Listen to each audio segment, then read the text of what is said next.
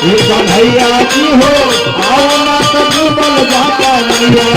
कन्हैया जी हो आओ ना तो डूबल जाता नैया। कन्हैया जी हो आओ ना तो डूबल जाता नैया। और क्या होता ये मास्टर जय हो जय हो।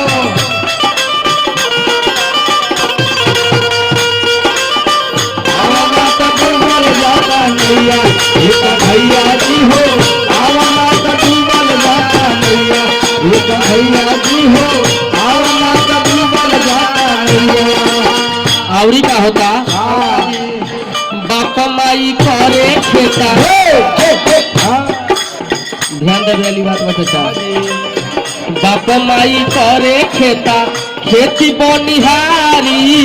बाप महतारे खेता खेती बनिहारी।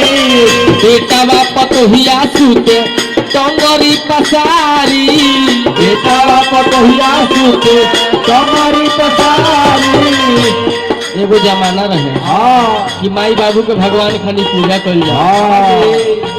यदि अपना परिवार से मिले के होते तो लुका के लड़का अपना घर जाओ। लेकिन एबरा बियाह से पहले ही फोन पर बात हो जाता ना हो।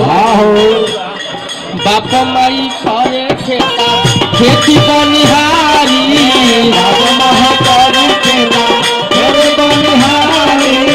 बेटा बाप तोहिया सूते टंगरी पसारी। बेटा बाप तोहिया सूते टंगरी पसारी। अरे माई कुमारी हो भइली।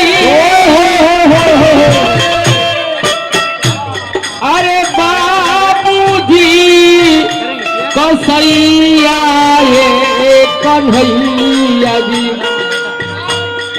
कन्हैया जी हो आओ ना तो डूबल जाता नैया।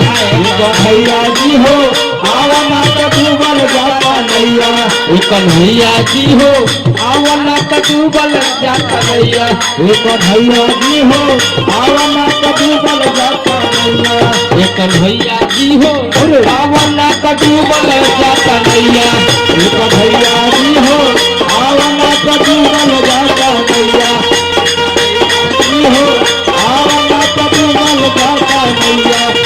कन्हैया जी हो आओ ना तो डूबल जाता